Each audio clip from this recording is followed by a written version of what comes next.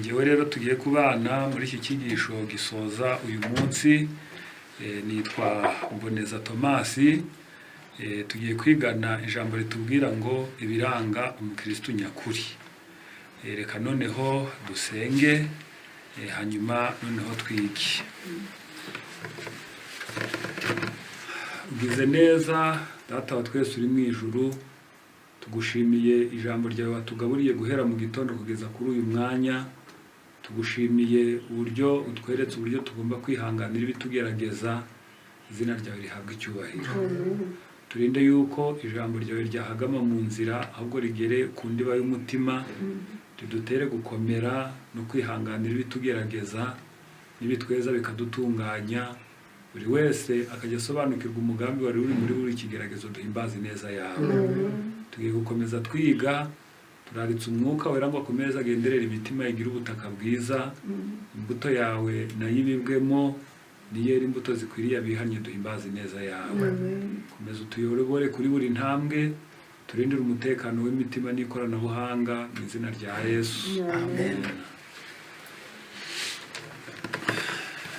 Reka rero nk'uko twababwiye, dushima Imana kandi tunahe ikaze abakomeje kuza kubana natwe kuri iyi channel ivugurura n'ubugorozi, ndetse no kuri Radio King ijwi ry'ubugorozi.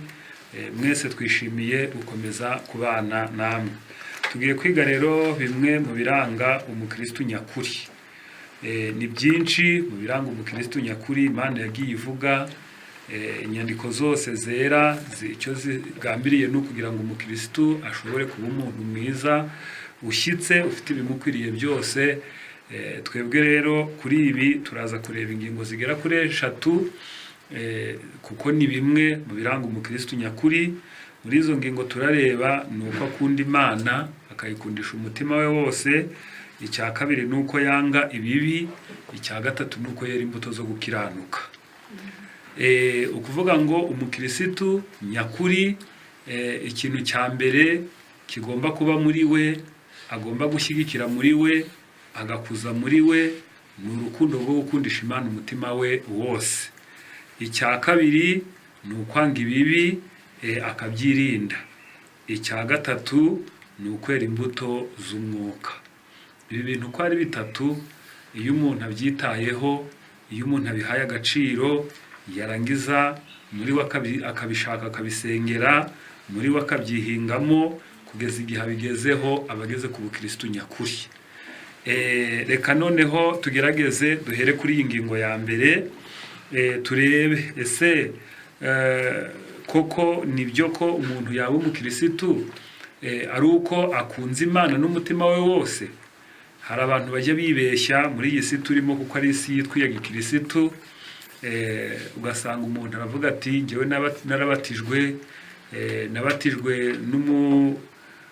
nabatijwe n'umukozi w'Imana runaka, hari mu kwezi ukunuku, hari tariki iyi n'iyi. Iyo tariki akayibuka, akavuga ko kuba yarabatijwe, kuba afite idini abarizwamo, kuba ajya gusenga ku munsi runaka iryo dini risengeramo, akavuga yuko ari ubukristo. Oya, ubwo ntabwo ari ubukristo, ahubwo ibyo ni bimwe mu bishobora kuguha amahirwe yo kuba wagira ku bukristo, ariko ntabwo ari ubukristo nyakuri. Rero umukristo nyakuri arasabwa gukundisha Uwiteka, gukundisha Imana umutima we wose. Mu gitabo cya Matayo, ni igice cyaho cya 22, ndasoma kuri uyu murongo waho wa 37, maze twumva ukuntu ijambo ry'Imana ritubwira. Haranditse ngo Matayo 22, umurongo wa 37, nawe aramusubiza ati ukundisha Uwiteka Imana yawe umutima wawe wose, n'ubugingo bwawe bwose, n'ubwenge bwawe bwose. Iki ni igisubizo gikomeye umuntu yabajije. Yegereye Yesu, yari umufarisayo, azana n'abasadukayo, maze basanga Yesu aho ari, baramubwira bati ngaho mwigisha mwiza, itegeko ryaba rikomeye kuruta ayandi ni irihe? Arabwira ati nabiri. irya mbere ukundisha Uwiteka umutima wawe wose n'ubwenge bwawe bwose n'ubugingo bwawe bwose. Ati irya kabiri ukunde mugenzi wawe nk'uko nawe wikunda. Iki kintu cyitwa gukundisha Uwiteka umutima wawe wose, ntugira ko wisigira, ntugira akushyira ku ruhande, ahubwo umutima wawe wose ukawegurira Imana ukayikunda. Ibyo bituma umuntu ashobora kuba umukristo nyakuri imbere y'Imana n'imbere y'abantu. Ndongera nsome muri Matayo ni igice cyaho cya 10, n'ubundi nsomemo uyu murongo waho wa 37. Haranditse ngo ukunda se cyangwa nyina kubandutisha ntaba akwiriye kuba uwanjye, kandi ukunda umuhungu we cyangwa umukobwa we kubandutisha ntaba akwiriye kuba uwanjye. Tekereza ko urukundo Imana ishaka ko tuyikunda ni urukundo rurenze urwo umuntu ashobora gukunda ababyeyi be, ni urukundo rurenze rw'umuntu ashobora gukunda umwana we, ni rwo rukundo rugomba kuba ruri imbere y'ibindi byose. Ariko hari igihe usanga abantu bashobora gushaka inzira zo kubona amafaranga, bakemera kuba bahemukira Imana kugira ngo babone amafaranga, kandi nabo bakitwa ko ari abakirisitu, bakica amahame y'Imana kugira ngo babone amafaranga, bakariganya, bakabeshya n'izindi nzira zitandukanye. Ariko Imana iravuze ngo urukundo rwo kuyikunda ruruta urukundo abantu bakunda abana babo, rukanaruta urukundo abana bagomba gukunda ababyeyi babo. Ndongera nsome mu gitabo cya Zaburi, ndagira ngo aya masomo adufashe kumva neza uburyo dushobora gukundisha Imana umutima wose. Zaburi 97, reka nsome kuri uyu murongo waho wa 10, mwumve ukuntu hatubwira. Haranditse ngo mwabakunda Uwiteka mwe mwanga ibibi, arinda ubugingo bw'abakunzi be, abakiza amaboko y'abanyabyaha. Mwabakunda Uwiteka mwe, ubwo abantu bagiye gukunda Imana, mwanga ibibi. Iyo umuntu yakunze Imana, hari ibintu bimuranga bigera nko kuri 4 bikomeye cyane bigaragaza ko umuntu yakundishije Uwiteka umutima we wose. Icya mbere ni uko ukunda amategeko ye. Iyo wamaze gukunda Uwiteka ukamwiyegurira, akaba ari gufata umwanya wa mbere muri wowe, ukunda amategeko ye kuruta uko umugore mwiza ajya yubahiriza amategeko y'umugabo we. Kuruta uko uwo mugore mwiza ashobora kubahiriza amategeko y'umugabo we, niko n'umuntu wamaze gukunda Imana ajya asigara yubahiriza amategeko yayo, nk'uko n'uwo nawe aba akunda amategeko y'umugabo we iyo amukunze. Ibyo muzabisoma mu gitabo cya Yohana igice cya 14 umurongo wa 15, haranditse ngo nimunkunda muzitondera amategeko yanjye. Nta muntu wavuga ko akunda undi ngo ariko ibyo amutegeka byange, ngo narangiza avuge ko amukunda.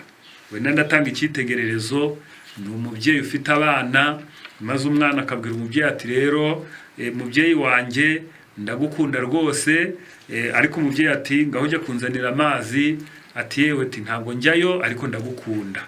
Ntabwo byaba bishoboka, ntabwo uwo mwana yaba agikunze umubyeyi we. Rero abantu bose bashaka gukunda Imana bagomba kwemera gukunda amategeko yayo, kandi amategeko yayo ni meza kuko ni twebwe afitiye umumaro kuruta uko afitiye umumaro Imana. Ni twebwe afitiye umumaro amategeko y'Imana. Wenda ndatanga icyitegererezo, iyo uramutse ukunda Imana ntabwo wayibangikanya n'izindi mana ngo usenge ibigirwamana. Uramutse ukunda Imana ntabwo wayihora wamaguza izina ryayo yivugira ubusa. Uramutse ukunda Imana ntabwo ushobora kuyibangikanya n'akandi akari ko kose. Uramutse ukunda Imana ukareba uburyo yaremye, ukareba ibyiza yashyize ku isi, ukareba uburyo bidufitiye akamaro, ukareba uburyo bidutunze, Imana ishyiraho urwibutso rwo kujya yibuka uko yaremye, uko ibyo byose ari byiza, maze iravuga ngo ubwo umuntu afite ubwenge, ubwo namuhaye ubwenge buruta ubw'inyamaswa, nkamuha ubwenge buruta ubw'ibindi biremwa byose, reka ajye afatanya nanjye kunezerezwa n'uyu munsi w'urwibutso rw'ibyo naremye witwa isabato. Uramutse ukunda Imana ntago wayikandagira, ntago wakandagira isabato nk'urwibutso rw'irema. Abantu baha ku isi bagiye bakora ibikorwa bikomeye, bagiye bashyiraho inzibutso zabyo, ugasanga ibihugu bishobora kuba bifite iminsi mikuru byibuka bitewe n'ibikorwa runaka bagiye bageraho. Ntabwo ushobora kwimura uwo munsi ngo bakwemerere, nta nubwo ushobora kuwutesha agaciro ngo bakwemerere, bo baba bawuha agaciro gakomeye cyane. Iyo rero wayobotse ingoma yabo neza, nawe uba ugomba guha agaciro ya minsi nk'uko bayiha agaciro. N'abantu rero bayobotse ingoma y'Imana, abakristo nyakuri bakunda Imana bagakunda amategeko yayo, nabo bagomba kubaha umunsi w'isabato nk'uko Imana iwubaha. Muri aya mategeko y'Imana, aya ne ya mbere niyo anoza umubano tugomba kugirana n'Imana, mbese kuyumvira, kuyagenderaho, ubugiranye umushyikirano n'Imana. Aya rero uko ari ane, kubera ko Imana idahari ngo ikurebe igitsure, ngo ivuge ngo dore mwayarenzeho, ngo yiburanire, ahubwo ikaba itagaragarira amaso. Abantu bose bafite amaso y'umwuka, akaba aribo bamenye yuko bajyana nayo aho ariho hose.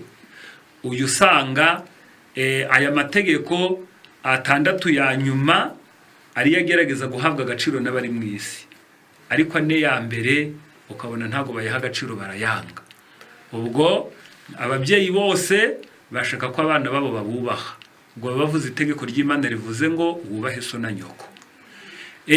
Ababyeyi bose ntabwo bumva ko abana babo bajya mu busambanyi, yewe n'abashakanye nta mugore wakumva ko umugabo we yamuca inyuma, nta mugabo wanezezwa nuko umugore we yamuca inyuma, kabone nubwo we yabamuciye inyuma inshuro nyinshi, ariko we ntiyakwemera kundi nawe agera ikirenge muke, ntabwo yabyemera rwose. Ubwo abashaka ngo iryo tegeko ribeho rivuga ngo ntugasambane. Yewe abenshi utwacu tuturinda neza, bivuze ngo nta muntu ushaka ko itegeko rivuga ngo ntukibe rivaho, kuko rivuyeho ngo abantu bajya banyaga abandi, ufite imbaraga yajyana ibye ku ngufu. Abantu benshi ntago bashaka kugira ngo itegeko rivuga ngo ntukice riveho, kuko ntawe ushaka gupfa. Icyakora iyo yabonye agahe cyangwa se akabona akaryo, hari igihe yica undi, ariko nawe akaba adashaka gupfa nubwo yisha undi. Nuko nguko abantu bameze, abantu badakunda Imana, ariko banashaka ko amategeko y'Imana barengera, ariko ntarengera abandi. Rero ibyo aba ari ibintu biri ku isi, abantu bagiye basa naho ari byo bayoboka, Imana idakunda, ariko muri gahunda y'Imana nuko abantu bagomba kumvira amategeko yayo. Uyikunda wese agomba gukunda n'amategeko yayo. Mu gitabo cy'urwa mbere rwa Yohana, ni igice cyaho cya 5, reka nsome kuri uyu murongo wa 3 maze twumve ukuntu hatubwira. Haranditse ngo kuko gukunda Imana ari ukwitondera amategeko yayo, kandi amategeko yayo nta rushya. Imana iravuze ngo gukunda Imana nuko umuntu agomba kwitondera amategeko yayo, kandi amategeko y'Imana ni meza, nta rushya. Ntabwo arushya kandi nta ngaruka mbi agira. Rero icya kabiri, iyo umuntu akunda Imana, akunda abantu yaremye. Icya mbere, iyo umaze gukunda Imana ukunda amategeko yayo. Icya kabiri, ugakunda abantu yaremye. Abantu yaremye uba ugomba kubakunda. Urwa mbere rwa Yohana ni igice cya 4, kuri uyu murongo waho wa 20 haranditse ngo umuntu navuga ati nkunda Imana akanga mwene se aba ari umunyabinyoma, kuko udakunda mwene se yabonye atabasha gukunda Imana atabonye. Nta muntu n'umwe ubaho, nta muntu n'umwe utekereza, nta muntu n'umwe ugenda ushobora kuvuga ko akunda Imana ngo narangiza areke gukunda abantu Imana yaremye. Umukristo nyakuri agomba gukundisha Uwiteka umutima we wose, maze agakunda amategeko ye, agakunda abantu Imana yaremye. Icyo gihe niho urwo rukundo Imana izarwemera. Iyo uru rukundo rubuze, ibyo wakora byose, uko wakwitanga kose, uko watanga ibyawe kose, ariko uru rukundo ukarubura, ntacyo byamara, n'icyo byageraho, kuko Bibiliya yahamije ko uwo muntu naho yatwikwa, ariko ngo ntagire urukundo rwo gukunda abo bantu, ntacyo byamumarira, ntacyo byaba bikimaze rwose.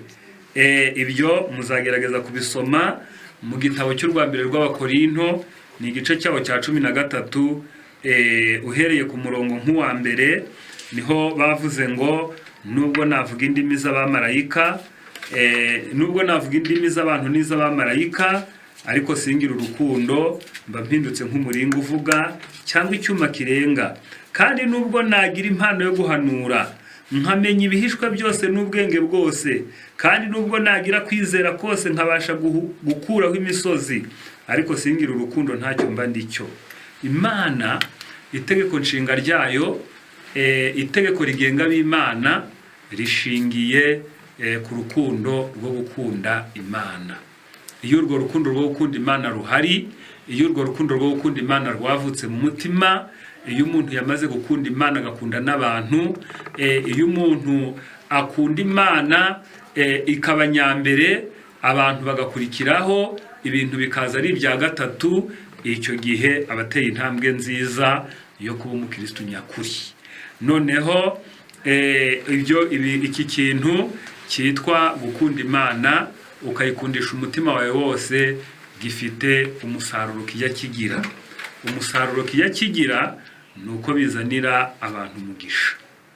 Aba bantu bakunda Imana, aba bantu bayiyeguriye, aba bantu bakunze abandi, aba bantu bagize Imana nyambere, abantu bagakurikiraho, ibindi bikaza bikurikiraho mu mibereho yabo ya buri gihe, bagenda babona imigisha. Ibyo muzabisoma nko mu gitabo cyitwa Abaroma, ni igice cyaho cya 8, kuri uyu murongo waho wa 28 harimo iri jambo rivuga ngo kandi tuzi yuko abakunda Imana byose bifatanyiriza hamwe kubazanira ibyiza, aribo bahamagawe nk'uko yabigambiriye. Abantu bose bakunda Imana, iby'Imana ikora byose ngo biba ari byo kugira ngo bibaheshe umugisha. Rero abantu b'Imana, gukundisha Uwiteka Imana yawe umutima wawe wose ni byiza, nitwe bifitiye akamaro, nitwe bihesha umugisha, buri wese yagakwiye kubyitaho. Icya kabiri ni uko bahorana Imana mu bitekerezo byabo, mu bihe byabo, muri kamere yabo, bahora bahagarariye Imana aho bari hose, bahora bayitekereza, bahora bayihagarariye, bahora bashaka kuyiyoboka, kandi iyo ibyayo bikozweho bumva nabo bagomba kuyiburanira, kubera nyine ko ari iby'Imana. Muri iki gitabo cyitwa Abahanuzi n'Abami, ndasoma kuri iyi paje yacyo ku ipaje ya 76 haranditse ngo Imana yanga urunuka kutagira icyo umuntu yitaho no kutayibera indahemuka mu gihe cy'ingorane zibaye mu murimo wayo. Igihe abantu bagiye gusebya iby'Imana, igihe abantu b'Imana bayobejwe, igihe iby'Imana biri kwandagazwa, nawe ukagira ubwoba, nawe ukabuyizi, ukabusobanukiwe, ariko ntushobore kubihagararira, ntushobore kubihamya. Urukundo ukunda Imana ntabwo aba ari rwo, ahubwo baba bamaze kubeshya. Rero baravuze ngo Imana yanga urunuka kutagira icyo umuntu yitaho no kutayibera indahemuka mu gihe cy'ingorane zibaye mu murimo wayo.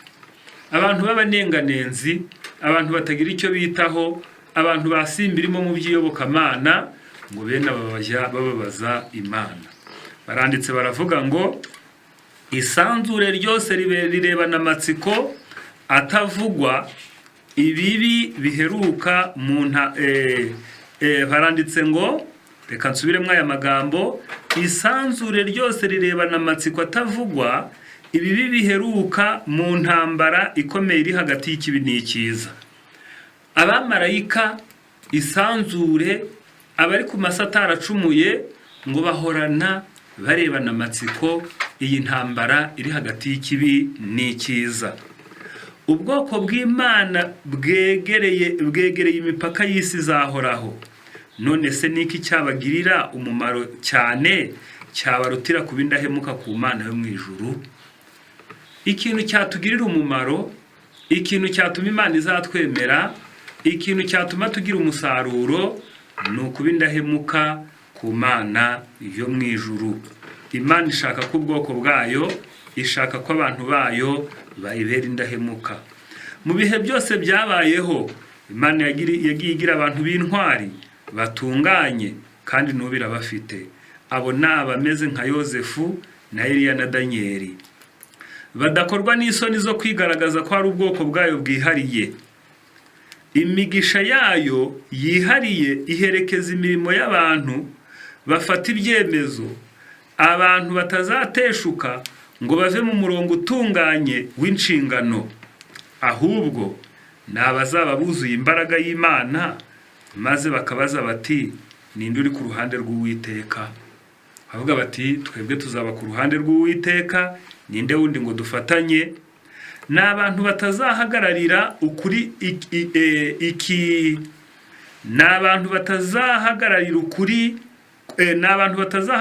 batazahagararira kuri iki kibazo gusa, ahubwo bazanasaba ko abahisemo kwifatanya n'ubwoko bw'Imana batera intambwe kandi bakagaragaza bakomeje ko bayobotse umwami w'abami n'umutware utwara abatware. Bene baravuga bati rwose twaramuyobotse, twaramwemeye, tuzamugwa inyuma.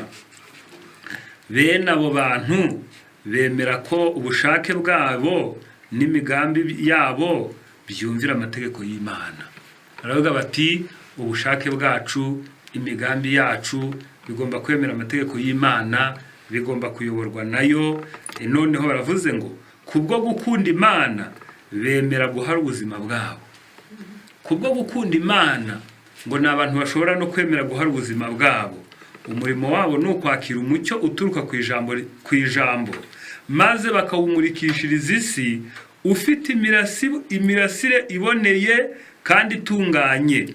Kuba indahemuka ku Mana niyo ntego yabo. Kuba indahemuka ku Mana, baravuga bati rwose Imana ntituzayihemukira, Imana ntituzayanga, Imana ntacyo twayinganya nacyo. Mbese ni bya bindi Petero yavuze ngo twakuvaho tukajya he, ko ari wowe ufite amagambo y'ubugingo. Rero abantu b'Imana, ibiranga umukristo nyakuri, icya mbere ni ugukundisha Uwiteka umutima we wose. Ni ugukunda Imana kuruta ibindi byose. Ni ugukunda Imana kuruta amafaranga, agakunda Imana kuruta ababyeyi, agakunda Imana kuruta abavandimwe, agakunda Imana kuruta abana.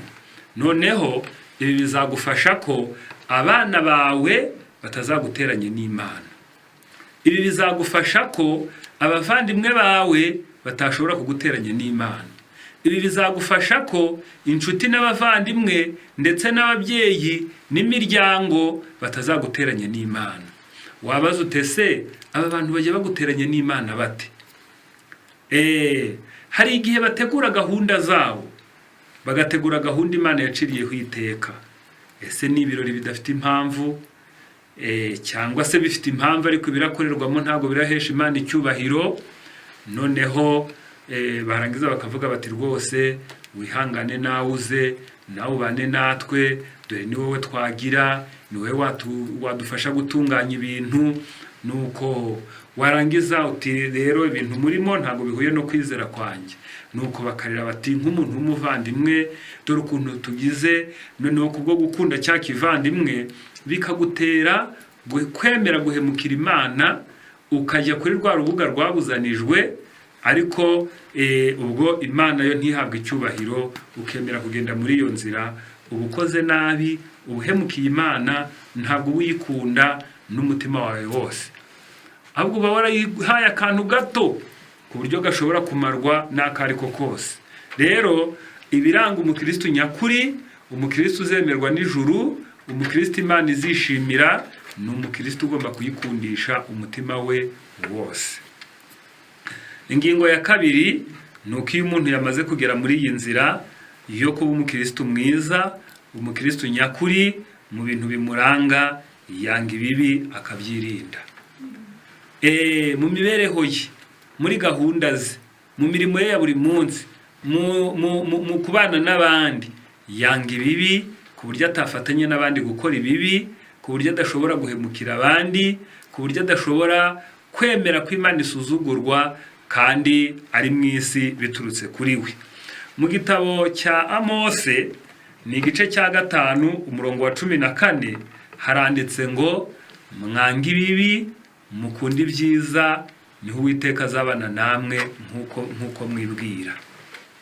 Iyo umuntu ashaka kugira ngo abane n'Imana neza, iyo umuntu ashaka kugira ngo Imana yiyoboke nkuko bikwiriye, icyambere akora nuko yanga ibibi agakunda ibyiza. Imana yarangiza ikamukura mu bapfuye ikamushyira mu bariho, ikabisa nimuzuye mu by'umwuka kubera urukundo agize rwo gukunda ibyiza n'urwango Imana yamuhaye, kubera ko guhera igihe umuntu yari amaze gucumura acumujwe na Satani, Imana yaravuze ngo nkiza urwango hagati yawe n'uyu mugore. Hagati y'umuntu ndetse n'ikibi hagomba kuba urwango. Uwo mworera w'urwango uri hagati y'umuntu n'ikibi Imana yemeye kubaho. Kwanga ikibi, kwanga ubusambo, kwanga uburiganya, kwanga amagambo mabi, kwanga ubuzimuzi, kwanga inkuru ziguteranya n'abandi, kwanga imigambi bibi, ibyo ngibyo umuntu w'Imana, umuntu wamaze kuyikunda mu mibereho ye yanga ibibi nk'uko umuntu yanga umwanda. Nk'uko umuntu yanga umwanda nawe yanga ibibi mu mibereho ye yose. Mu gitabo cy'Imigani igice cyaho cya 11 reka nsome kuri uyu murongo wa 23 maze twumve uko ijambo ry'Imana ritubwira kuri iyi ngingo ya kabiri y'ibiranga umukristo nyakuri. Imigani 11:23 haranditse ngo ibyo umukiranutsi yifuza ni ibyiza bisa, ariko ibigenewe umunyabyaha ni uburakari. Ibyo umukiranutsi yifuza, ibyo umuntu ukunda Imana yifuza, ibyo umukristo nyakuri yifuza ni ibyiza gusa.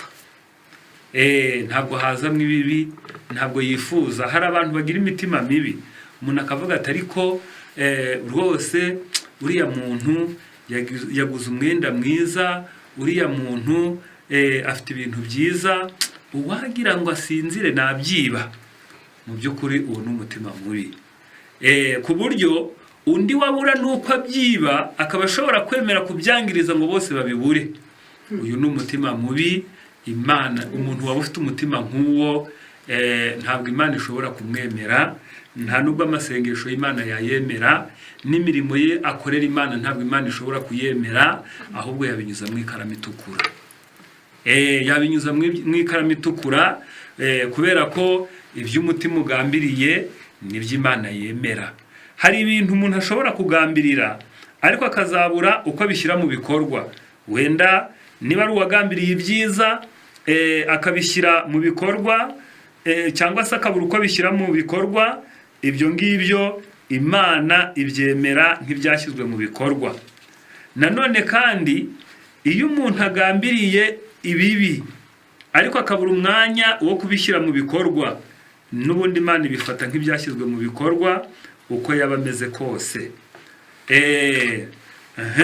Niyo mpamvu igihe cyose umuntu agambirira ibyiza, igihe cyose umuntu akunda ibyiza, icyo gihe Imana iramwemera. Mu gitabo cy'Imigani igice cya 20 ku murongo wa 5 haranditse ngo imigambi yo mu mutima w'umuntu, imigambi yo mu mutima w'umuntu ni nk'amazi y'umuhengeri, ariko umunyabwenge azayifindura. Uyu munyabwenge uvugwa ni Yesu. Iyo migambi yo mu mutima ibyo umuntu agambirira niba ari byiza niba ari bibi, ibyo Imana izabibona, izabifindura. Nibona ari byiza izabiguhembera, kandi nibona ari bibi izabiguhanira ishingiye kuri iyo migambi gusa. Rero mw'abantu b'Imana, reka imigambi yacu ibe myiza, reka imirimo yacu ibe myiza, noneho bizadufashe kuba dushobora kuba abakristo nyakuri bashobora kwemerwa n'Imana.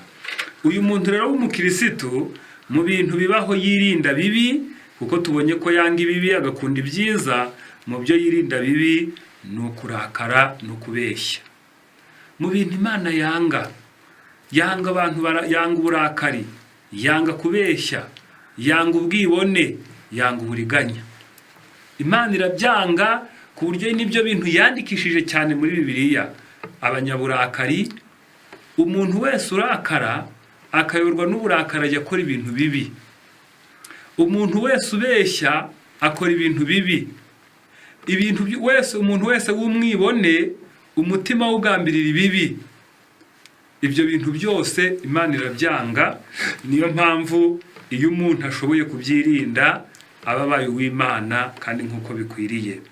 Mu gitabo cya Zaburi, reka nsome muri Zaburi 119 n'umurongo w'163, harimo iri jambo rivuga ngo haranditse ngo nanga ibinyoma, ndyanga urunuka, ariko amategeko yawe ndayakunda.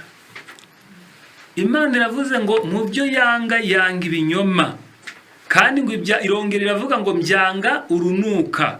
Ureba bavuze ngo umuntu yanga ikintu urunuka, avuze ngo sinzahura nacyo, sinzigera mpura nacyo, sinzanacyemera igihe icyo ari cyo cyose.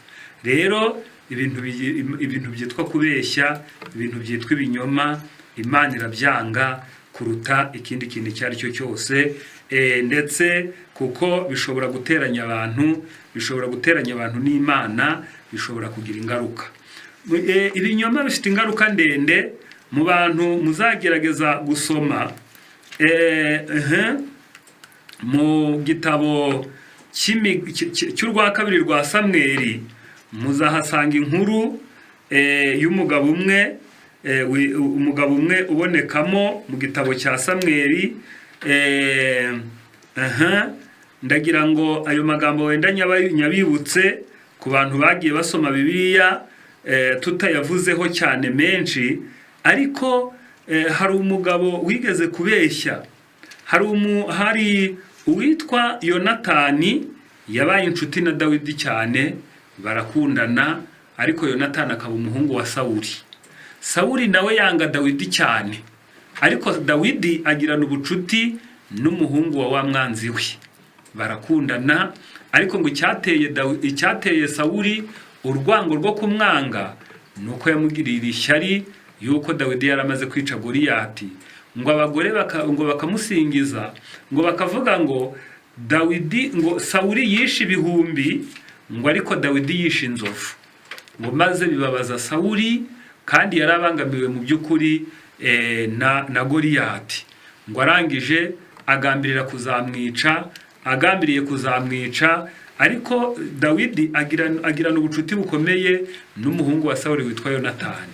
Yonatani yari umukiranutsi mwiza, yari umuntu ufite gukiranuka mu mutima, ku buryo mu by'ukuri mu bigaragara, kubera ko Sawuli yari umwami, Yonatani niwe wagombaga kumusimbura ku ngoma. Ariko Yonatani yumvise ko Dawidi ari w'Imana yimitse, arabyishimira kuko Imana ari we ibonye yuko yabishobora. Mu by'ukuri tekereza nawe, uyu muntu ntiyari afite umutima mwiza. Tekereza kubona umuntu afite umutima wo kumva yishimiye umuntu ugiye kumusimbura ku ngoma. Ubundi ku isi nta bantu bishimira gusimburwa ku ngoma, ariko uyu we Yonatani yari umuntu mwiza, ufite umutima mwiza, ufite umutima ukunda ibyiza, akanga ibibi, maze yishimira yuko Dawidi yamusimbura ku ngoma. Ibi byababaje Sawuli, maze Sawuli aramuhiga, ariko inshuro nyinshi yajyaga kumuhiga Yonatani yaramuburiraga agacika. ngo maze bituma urukundo rwa Yonatani na Dawidi ruba agati gakubiranije. Maze rwa rukundo rumaze gukomera, Dawidi koko arahunga. Icyakora igihe yahungukaga yaragarutse, yasanze Yonatani yarapfuye, asanga na Sawuli yarapfuye, maze aragambirira. Bantu b'Imana, ndi kugira ngo mwumve ingaruka z'ikinyoma. Igihe yaratashye yaraje aravuga ati se nta muntu warokotse wo mu nzu ya Sawuli ngo mugirire neza ku bwa Yonatani inshuti yanjye. Yari yamaze kugera ku ngoma, maze abantu baramubwira bati afite umuhungu bita Mefibosheti wamugaye amaguru, w'ikirema udashobora kugenda, wakamugura aho, uwo nguwo niwe wasigaye. Ngo maze Dawidi aragenda amushakira abagaragu, amuhereza ibyari bya Sawuli byose, abwira tuzabijyane, maze aragenda abaho ngaho, aricara aratuza. Hanyuma haje kuboneka ikindi kibazo cyaje kuvuka ku ngoma ya Dawidi, maze Dawidi aza guhunga, ahunze umwana we witwa Abusalomu. Umwana we witwa Abusalomu nawe yarigumuye, yigumura kuri Safati ngo bajya kurwanya se. Isa arahunga. Isa amaze guhunga, ahungana n'inshuti ze baragenda. Igihe bari bagiye, Mefibosheti wa mwana wa Sawuli w'ikimuga abwira umugaragu we witwa Siba, aramubwira ati rero genda ufate amatandiko uyankirire ku ndogobe, tugende dukurikire Dawidi inshuti yacu dore arahunze. Maze wundi aragenda, amatandiko yashyira ku ndogobe, arangije yurira ingo ndogobe, asiga wa muntu w'ikimuga aho ngaho, ahita yijyanira ya ndogobe, ahita agenda kurikiye Dawidi yo yagiye. Ageze kuri Dawidi, Dawidi aramubwira ati kuje shobuja arihe? Aramubwira ati databuja yagiye ku ruhande rwa Abusalomu. Mu by'ukuri yaramubeshyeye. Yari yamubwiye ngo fata amatandiko yashyire ku ndogobe, hanyuma unterurunkireho duhunge natwe tugende. Undi wamaze kuyashyiraho arurira mutaho ngaho kandi atashobora kuhishyira. Ageze yagera aramubeshyera, aravuga ati rwose ati yamaze kwifatanya n'abanzi, yagiye ku ruhande rwa Abusalomu. Ngo Dawidi ngo byamuteye gukora ikosa rikomeye kubera beshywe, ngo arangije ngo akora ikosa, ngo aravuga ngo Imana nitugenda imbere tukazagenda tukazagaruka, ibintu byose nahaye Mefibosheti nzabikwegurira wowe Siba ubyijyanire. Abirahira abantu bari kumva. Nuko arangije barahunga baragenda. Igihe bari bagarutse bahungutse, bamaze kuhagera, ngo Mefibosheti yaje asanganira Dawidi nk'inshuti ye. Dawidi turi kunsanganira, unsanganira iki? Igihe twahungaga ntiwasigaye wayobotse abanzi banjye, none abanzi banjye bamaze gutsindwa, urongeye urangarukiye. Mefibosheti ati rwose nyagasani mwami, abantu baraduteranije. Ngo arangije koko asanga abantu barabateranije, niyo mpamvu Imana yanga ikinyoma. Imana yanga ikinyoma, niyo mpamvu abantu bose babaye ab'Imana by'ukuri, abakristo bashaka kuba ab'Imana by'ukuri, nabo mu bintu bagomba kwanga ikinyoma. Bagomba kwanga ikinyoma mu mibereho yabo yose. Icya kabiri bagomba kwanga ni uburakari.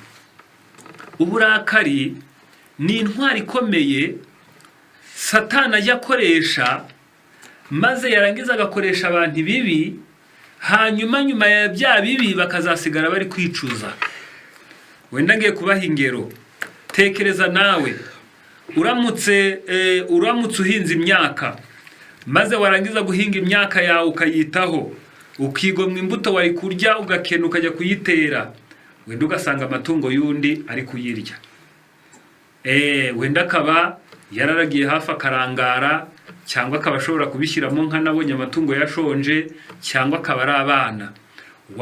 Wamurakarira ukagenda wenda ukihuta ushaka kugira ngo urwane nawe, cyangwa ufite uburakari waba hari icyo ufite ukakimukubita ukabona arapfuye. Tekereza nawe ubwo burakari ukuntu bungana. Hari umuntu umwe yarahinze imyaka nk'uko nguko, noneho abantu bakajya bakunda kuza kumwoneshereza.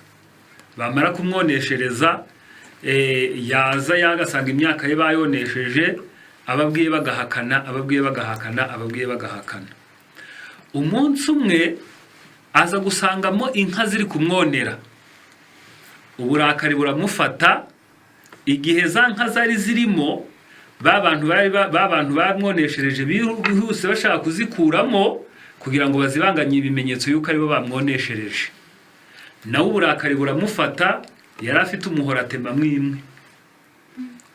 Amaze kuyitema, mu by'ukuri ntago yungutse, ahubwo ya nka yayiguze inzu yari afite. Ya nzu yari afite barayitwaye kugira ngo bigure ya nka yatemye. Uwo niwo musaruro w'uburakari. Niyo mpamvu hano mu gitabo cy'Imigani igice cyaho cya 16 umurongo waho wa 32 haranditse ngo harimo amagambo avuga ngo utihutira kurakara aruta intwari, kandi utegeka umutima we arututsinda umudugudu. Umuntu w'Imana mu ntambwe agomba gutera, mu ntambara agomba kurwana, ni ukurwana intambara nziza yo gushaka uko yatsinda uburakari muri we. Ibimurakaza byo ntabwo wabikuraho, ni nk'uko utabuza inyoni kuguruka mu kirere. Ariko abanyarwanda bavuze ko wazibuza kwarika ku mutwe wawe. Nubwo inyoni zitazibuza kunyura hejuru yawe, ariko ntiwakwemera ko zikwarika ku mutwe. Ngo niko nibiturakaza ntabwo byabura, bihora byiyadukiza buri munsi, bihora byiteguye. Ngo Satani yateze imitego, atega imitego 1001. So ubwo 1000 ntiyari ihagije, ariko aravuga ati hari igihe azacika n'uw'igihumbi ashyiraho n'undi umwe. Rero biravuze ngo abantu b'Imana banga ibibi mu byo banga n'uburakari burimo. Barabwanga, ntago babukunda, baraburwanya. Baraburwanya ngo kugeza igihe ari bubi ku buryo umuntu washobora kubutegeka yaba ari umujenerali ukomeye ushobora kugaba ingabo, akaba ashobora gufata umujyi ukomeye. Ngo ariko umuntu ushobora gutegeka umutima we ashobora kuba muruta cyane. Ngaho mwumve akaga ko kurakara, nubwo tumaze kubibona dufatiye ku rugero rwa Dawidi, ariko muri iki gitabo cyitwa Intekerezo imico n'ubumuntu cya 2 ku ipaje ya 534 haranditse ngo harimo ijambo rivuga ngo uzaba uteje ibibi byinshi mu muryango nuramuka uvuganye kutihangana, kuko bitera undi kugusubiza nk'uko uvuze no mu mwuka nk'uwo wavuganye bitewe n'uburakari. Bityo mugatukana, buri wese agashaka uko yakwirengera, maze ayo magambo aremereye y'umutwaro udaterurwa akagutsika ku ijosi, kuko ayo magambo ashaririye agira ingaruka mbi ku mutima wawe. Hari igihe ushobora gusanga hari ibintu umuntu yagombaga kuba yakoze atakoze, maze ukarakara, warakara ukavuga nabi, nawe akagusubiza nabi. Ngo maze bya bindi wari uri kubona ko ugiye kuvuga nabi bigakemuka, ngo ahubwo bikaremera kurutaho, ngo maze bigasigara bikomerekeje umutima wawe. Iyo burya twanga uburakari, Imana ivuga ngo twanga ibibi, aba ari twebwe Imana iri kurengera, aba ari imitima yacu Imana iri kurengera. Rero bantu b'Imana, tugomba kwanga ibibi mu mitima yacu, kandi tukabyanga urunuka. Hepfo baravuze ngo amagambo mabi yinjira mu gutwi kugeza ubwo agira ku mutima, maze agakangurira ribi mu mibereho, kandi agatera abagabo n'abagore kwica amategeko y'Imana. Amagambo ni nk'imbuto ibibwe. Abagize imiryango myinshi bafite akamenyero ko kuvuga boroheje ariko batabanje gutekereza, barushaho kugenda bavuga amagambo akomeretsa, maze kugeza ubwo bavuga amagambo yo kwiyemera, bayobowe n'imbaraga za Satani batayobowe n'iz'Imana. Nta na rimwe dukwiriye kuvuga amagambo mabi tuyobowe n'uburakari, kuko mu maso y'Imana n'abamarayika bera ayo magambo akwanye no gutukana. Rero uburakari tugomba kubwirinda, tugomba kuburandura muri twe kandi bikadufasha. Niba kwikunda, uburakari no kwinangira ari byo byigaruriye imyaka, reka ninshaka ndagarukira aha ngaha kuko aha bari bagiye mu bijyanye n'uburezi. Icyo twashakaga cyane ni iki. Rero tugomba kwimenyereza amagambo meza, amagambo y'ihumure, amagambo yo gukomeza abandi, niba dushaka kuba abakirisitu nyakuri. Niba dushaka kuba abakirisitu tugomba kwimenyereza ibyiza. Rero turi kwigana ijambo rivuga ngo ibiranga umukirisitu nyakuri. Ni ibintu bigera kuri 3 bikomeye n'ibindi byose byinjiriramo. Icya mbere ni ugukundisha Uwiteka umutima we wose, ibyo bikamutera gukunda amategeko y'Imana, bikamutera gukunda ijambo ry'Imana, bikamutera gukunda inyandiko zera. Icya kabiri ni ugukunda abantu Imana yaremye. Noneho icya gatatu ni uko bizamuzanira imigisha, ibyo naramuka byitayeho, kandi mu mibereho ye ahagararira Imana ahantu hariho hose. Mbese iby'Imana ntibyapfa hari, ntabwo byakwangirika ibyo biri gutera imbere, aho kugira ngo byangirike, biramutse ari umutungo bimusaba yatanga uwe, biramutse ari igihe bitanga yatanga icye, biramutse ari imbaraga bisaba yatanga imbaraga ze uko ashoboye, ariko iby'Imana bikajya mbere. Iby'Imana bigakomeza bikabaho, bigasagamba, bigahabwa icyubahiro. Nanone kandi ingingo ya kabiri tubonye ni uko umuntu umukirisitu nyakuri mu bimuranga yanga ibibi kandi akabyirinda. Ntabwo ari ukubyanga gusa, ahubwo no mu mibereho yarabyirinda, yanga ko byamwadukaho, yanga ko byamuturukaho, mu mibereho ye aba abyanga kandi abyirinda. Noneho ingingo ya nyuma ni uko yera imbuto z'umwuka. Nimusoma mu gitabo cy'Abaroma igice cyaho cya 8 umurongo wa 14, haranditse ngo abayoborwa n'umwuka w'Imana nibo bana b'Imana. Iyo umuntu yemeye kuba umukirisitu nyakuri, ntabwo abikigenge ngo yiyobore uko ashaka, ngo yigendere uko ashaka, ahubwo Imana yateganije imbaraga y'umwuka wayo ushobora kuzamujyamo akamuyobora. Noneho yamuyobora akaba abaye umwana w'Imana. Rero iyo uwo mwuka w'Imana yageze muri we, ajya yera imbuto z'umwuka. Ajya yera imbuto z'umwuka, turi buze kugarukaho tumanje kureba ingaruka zo kuba umuntu atakwemera kwera izi mbuto. Kutera izi mbuto bifite ingaruka. Kutera izi mbuto ni agahinda uri umukirisitu. Kuvuga kusenga, kuvuga kutanga ibyawe, kuvuga kutanga igihe ukajya mu materaniro, kuvuga kujya ko wigisha abandi, kuvuga yuko uririmbira abandi, ibikorwa byose ushobora gukorera Imana, ariko imbuto z'umwuka zitaraboneka, icyo gihe ibyo bikorwa byawe biba ari impfabusa.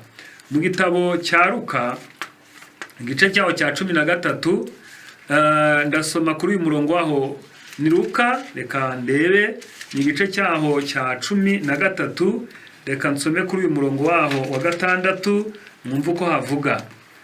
Kandi abacira uyu mugani ati, hariho umuntu wateye umutini mu ruzabibu rwe, bukeye araza gushakaho imbuto arazibura. Abwira umuhinzi ati, dore uyu mwaka ni uwa 3 nza gushaka imbuto kuri uyu mutini sinzibone, uwuce urakomeza kunyunyuriza icy'ubutaka. Nawe aramusubiza ati, databuja, uwureke uyu mwaka nawo muhingire mufumbire, ahari hanyuma wakwera imbuto, icyakora nutera uzawuce. Hano iki giti cy'umutini gitewe mu ruzabibu kigereranijwe n'umwizera, kigereranijwe n'umuntu Imana ikuye mu byo yararimo, Imana ikamwereka ukuri, yarangiza akaviyo yarari akaza mu itorero ry'Imana. Iyo ageze mu itorero ry'Imana arasabwa guhingirwa, arasabwa kuvomerwa, arasabwa gufumbirwa, arasabwa kubagarirwa, ariko akera n'imbuto.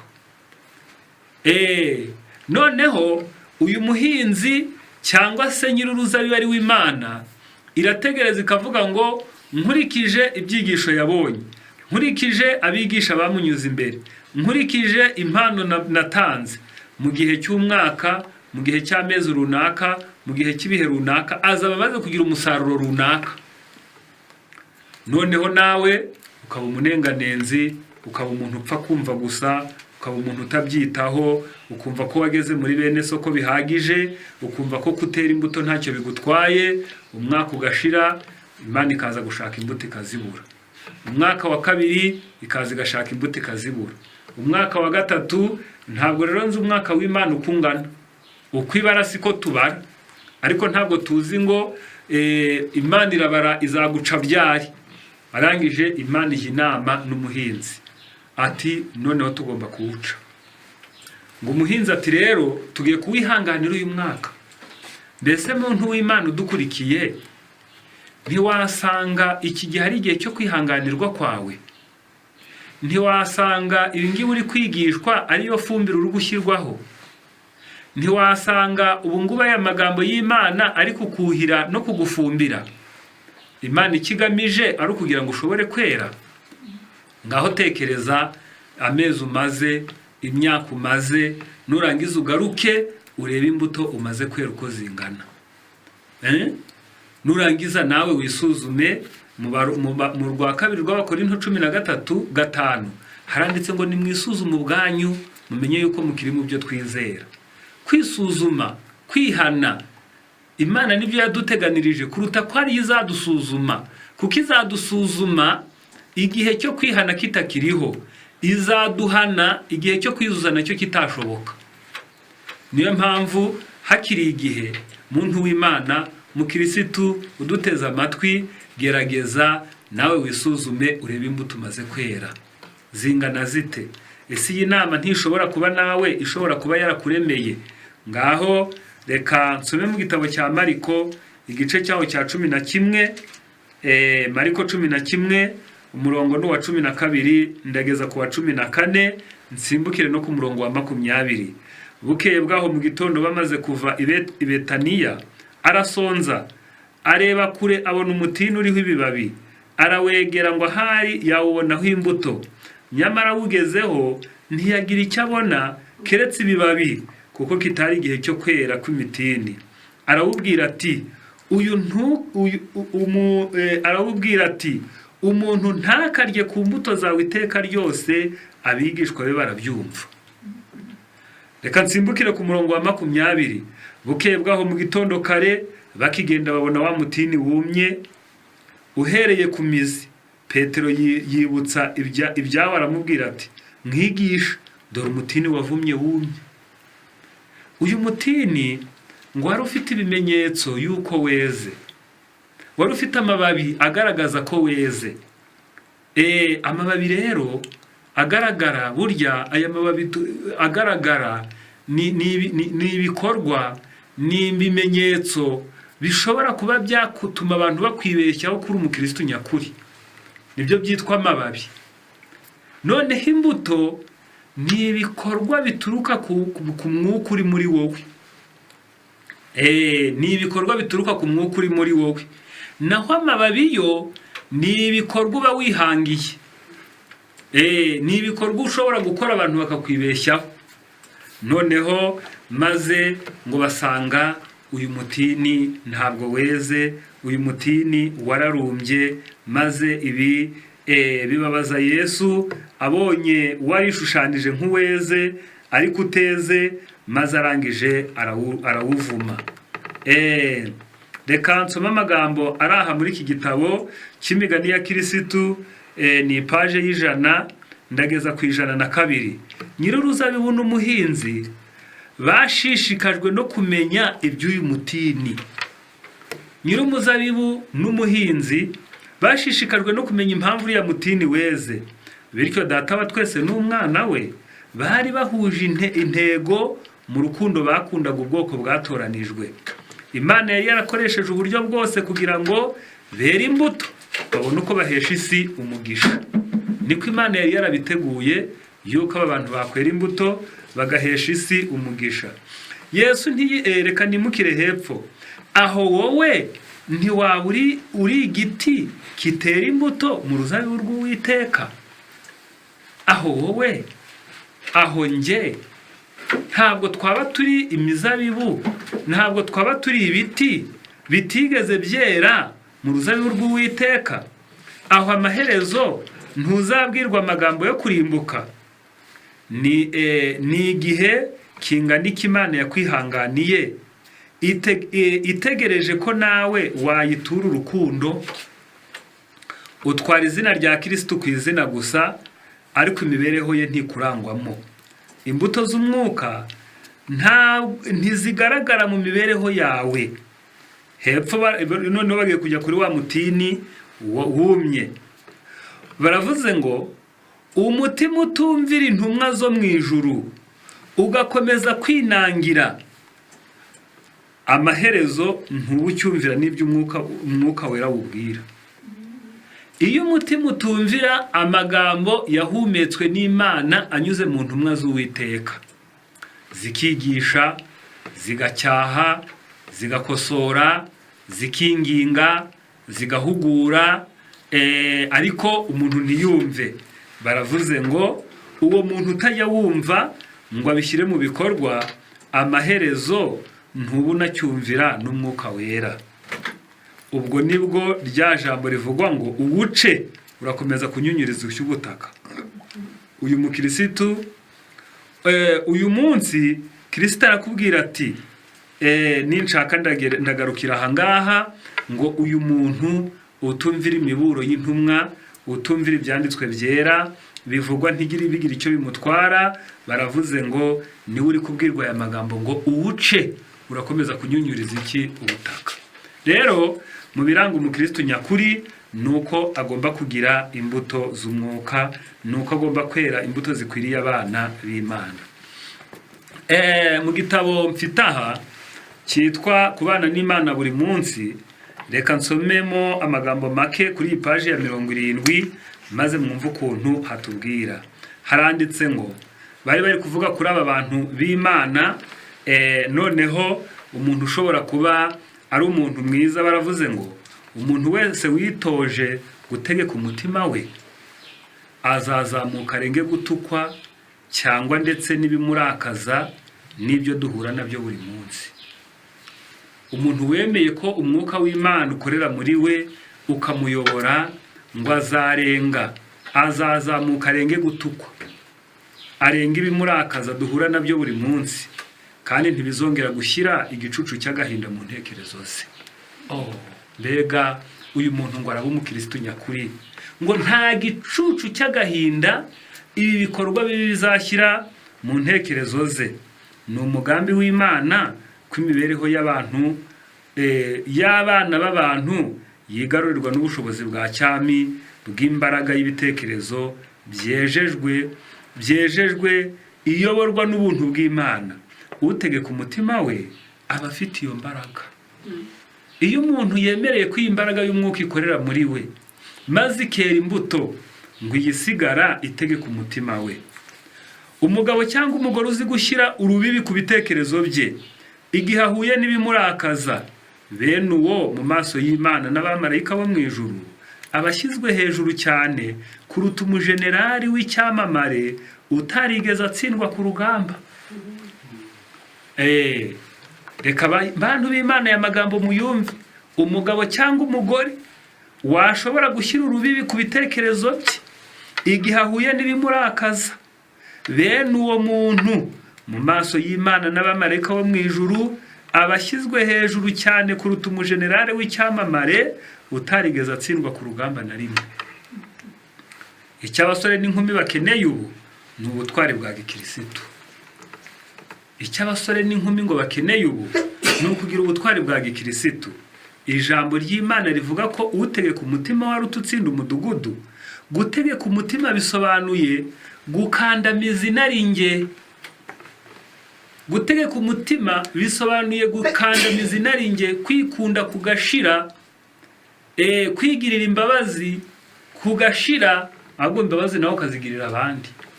Havuga uti ntawe nzabwira nabi, ntawe nzarakaza, ntawe nzagirira nabi, ntawe nzabera igisitaza kamere yawe yo kubangamira abandi ukayikandamiza, ariko igihe abandi bakubangamiye ukananga ko izamuka.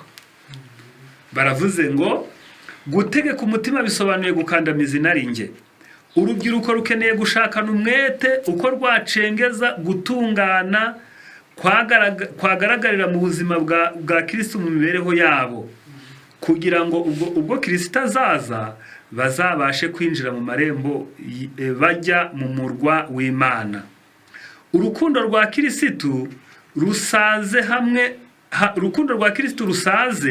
hamwe no kugira Imana mu mitima bizabyara mu mitima imbaraga yo gutegeka inarinjye. Urukundo niruba rwinshi rukasaga rukuzura Imana tukayituza mu mitima yacu, inarinjye tuzayinesha. Biboneze kandi bitunganye intekerezo n'imico. Bizaboneza kandi bitunganye intekerezo zacu n'imico. Ubuntu bwa Kristo mu mibereho ubuntu bwa Kristo mu mibereho buzayobora imigambi, intego n'ubushobozi mu miyoboro izabyara imbaraga y'icyiza n'iby'umwuka. Imbaraga urubyiruko rutazasiga hano ku isi, ahubwo rukazayijyana no mu buzima buzaza, kandi rukazayigumana no mu bihe by'iteka ryose. Rero bantu b'Imana, dukeneye ubukristo bwiza bushyizwe mu bikorwa. Tubonye neza ko umukristo nyakuri agomba kuba afite ibimuranga bitatu bikomeye. Ni ugukundisha Uwiteka umutima we wose. Icya kabiri ni uwanga ibibi agakunda ibyiza. Icya gatatu ni ugerageza kureba uburyo yakwera imbuto z'umwuka. Iyo ibi ngibi ubyitayeho, iyo ibi ngibi bibaye mu mibereho yawe, iyo ibi ngibi bikunze, iyo ibi ngibi bikuyoboye, icyo gihe byanga byakunda ubu umukristo mwiza, ugira imico myiza, inaringira apfa kuko wayikandamije, maze bikazatanga umusaruro mwiza uzatuma umuntu ashobora kwemerwa n'Imana. Birasaba rero ko ibi ngibi bisengera, birasaba ko ibi ngibi byitaho, birasaba kubiha agaciro, birasaba ko ujye ubyitekereza kenshi kugira ngo bikuyobore. Nibyo byitwa kujyana n'Imana. Imana izabidushoboze mu izina rya Yesu. Amen.